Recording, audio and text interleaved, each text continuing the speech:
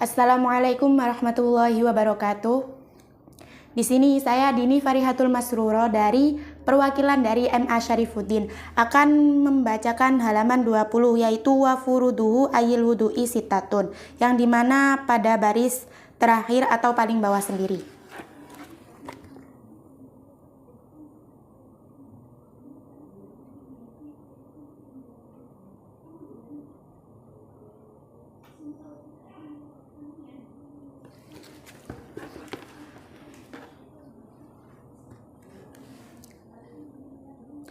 Bismillahirrahmanirrahim. Faqad qala al-musannifu rahimakumullahu ta'ala wa nafa'na bi'ulumihi wa bibarakatihi fid dharaini amin amin ya rabbal alamin.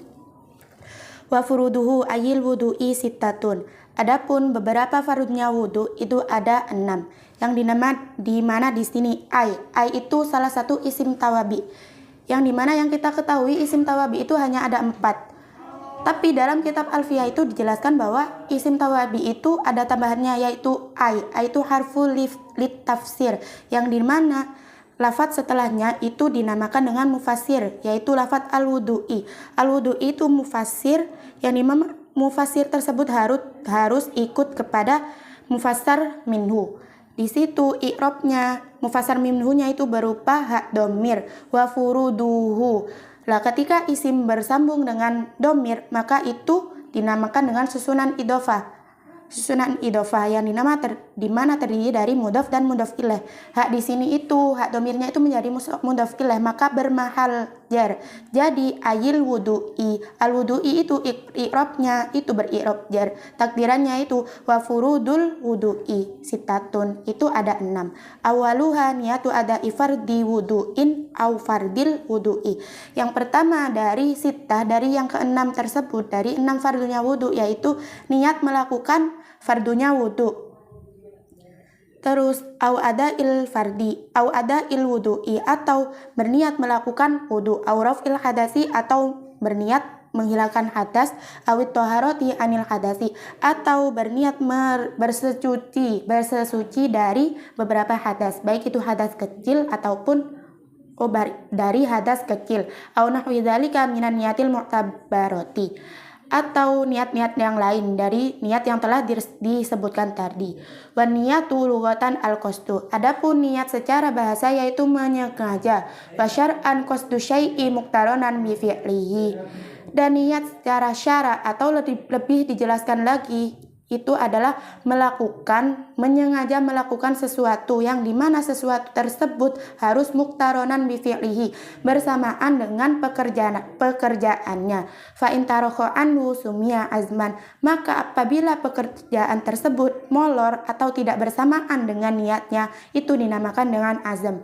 Contohnya yang qasdu syai'i muqtaronan bi fi'lihi, contohnya yaitu seperti berniat melaksanakan wudhu, maka niat itu harus dilakukan pada awal pertama kali melakukan sesuatu. Awal melakukan wudhu yaitu membasuh muka, jadi niat tersebut harus dilakukan atau diniatkan dalam hati itu bersamaan dengan membasuh muka. Terus contoh dari fa'in tarho anhu sumia azman, yang dinamakan dengan azam, yaitu seperti niatnya puasa. Niatnya puasa itu dilakukan pada malam hari, diniatkan pada malam hari. Karena niat tersebut tidak bersamaan dengan pekerjaannya yaitu puasa, maka dinamakan dengan azam. Wa hukmuha al-wujubu wa mahalluha al-qalbu. Adapun hukumnya berniat itu adalah wajib dan tempatnya niat itu di dalam hati. Dalam redaksi kitabnya itu menggunakan lafadz al-wujubu, bukan al-wajibu. Karena al-wajibu itu seperti contoh hukumnya wudu ketika akan melakukan sholat itu hukumnya wajib. Nah, ketika kita akan melakukan wudu tersebut, maka redaksinya itu menjadi wujub. Jadi wujub itu adalah sesuatu yang ketika dilakukan itu menjadi wujub, dan tempatnya itu di dalam hati. Amat talaffuzu bil manwihi fasunnatun liusar indal lisanu al-qalba. Adapun melafatkan atau bertalafut ketika melakukan sesuatu, bertalafut melafatkan niat itu hukumnya sunnah. Mengapa kok hukumnya sunnah bukan wajib? Karena yaitu wa mahaluha al-qalbu, tempatnya niat itu sejatinya di dalam hati.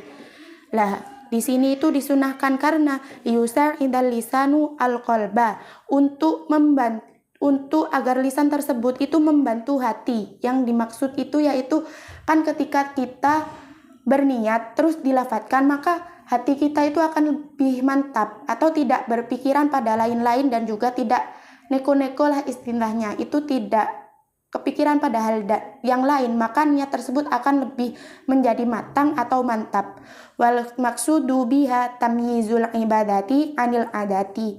Adapun maksud atau tujuan dari niat yaitu membedakan beberapa ibadah dari anil adati, beberapa kebiasaan. Nah, contohnya itu kal julusi fil masjidi yakunu lil i'tikafi tarotan wal istirahati ukhra. Seperti duduk di dalam masjid.